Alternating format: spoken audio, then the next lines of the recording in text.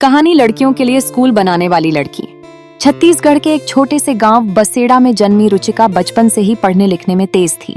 उसका सपना था कि वह बड़ी होकर टीचर बने, लेकिन गांव में सिर्फ लड़कों का स्कूल था। लड़कियों को स्कूल जाना जरूरी नहीं समझा जाता था। घर के काम, शादी की बातें और रिश्तेदारी निभाना, यही उनकी जिंदगी मानी जाती थी। रुचिका की माँ कमला जानती थीं कि बेटी में कुछ खास है।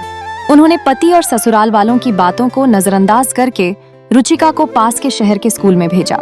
हर रोज 5 किलोमीटर पैदल चलकर स्कूल जाना, फिर घर आकर माँ का हाथ बंटाना, यह उसकी दिनचर्या बन गई। पर गांव में लोग बातें करने लगे, लड़की को इतना पढ़ाकर क्या करेगी, कल को शादी हो जाएगी, फिर क्या फायदा। लेकिन रुचिका के मन में कुछ और ही चल रहा था।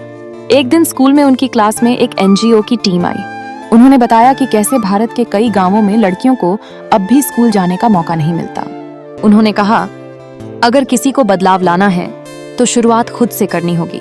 उस दिन के बाद से रुचिका के दिल में एक सपना जन्मा, मैं अपने गांव की लड़कियों के लिए स्कूल बनाऊंगी। सपना तो था, पर हकीकत में लाना बहुत मुश्किल।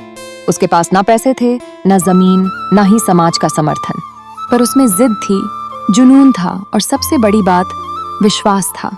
स्कूल खत्म होने के बाद रुचिका ने स्कॉलरशिप लेकर आगे की पढ़ाई पूरी की। शहर में रहकर उसने शिक्षा के क्षेत्र में डिग्री ली।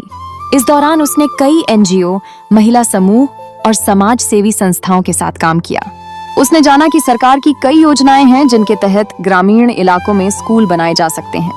20 साल की उम्र में जब उसके रिश्ते आने लगे तो उसने घर वालों से साफ कहा, मैं शादी तभी करूंगी जब अपने गांव में लड़कियों के लिए स्कूल बनाऊंगी। यह सुनकर घर में तूफान आ गया।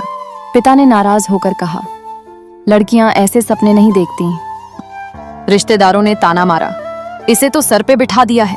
क्यों? लेकिन माँ उसके साथ खड़ी रही। रुचिका ने हार नहीं मानी। उसने एक प्रोजेक्ट तैयार किया और सरकार की ग्रामीण शिक्षा योजना में फंडिंग के लिए आवेदन किया। 2 साल तक फॉर्म भरना, अधिकारियों से मिलना, अस्वीकृतियां झेलना, ये सब उसकी रोजमर्रा की जिंदगी बन गई। आखिरकार 3 साल की मेहनत रंग लाई। सरकार ने एक छोटे प्राथमिक स्कूल के निर्माण की अनुमति दे दी। लड़कियों के लिए अलग स्कूल। जमीन की जरूरत थी, लेकिन गांव वाले तैयार नहीं थे। तब रुचिका ने अपने पुश्तैनी खेत का एक टुकड़ा दान कर दिया।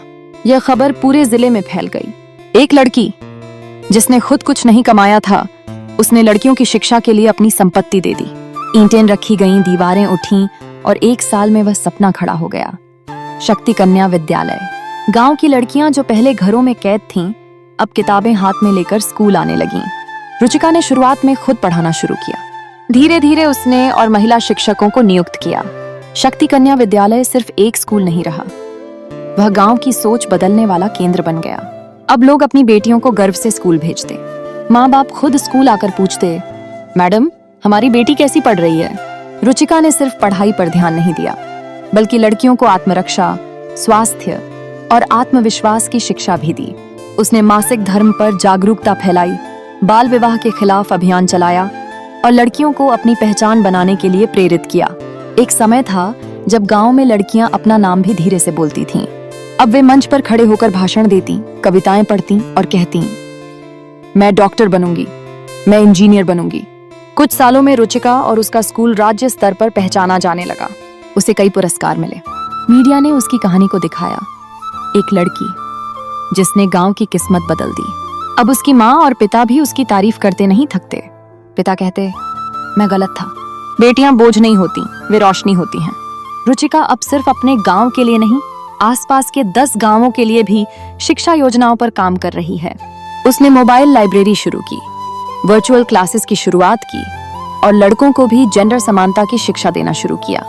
रुचिका की कहानी सिर्फ एक लड़की की जीत नहीं, बल्कि उस सोच की जीत है जो मानती है कि शिक्षा केवल अधिकार नहीं, जिम्मेदारी भी है।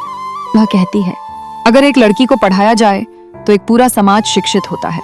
मेरा सपना है कि हर गांव में लड़कियों के लिए स्कूल हों, ताकि कोई भी रुचिका सिर्फ सपने में स्कूल न देखे, बल्कि हकीकत में उसका हिस्सा बने।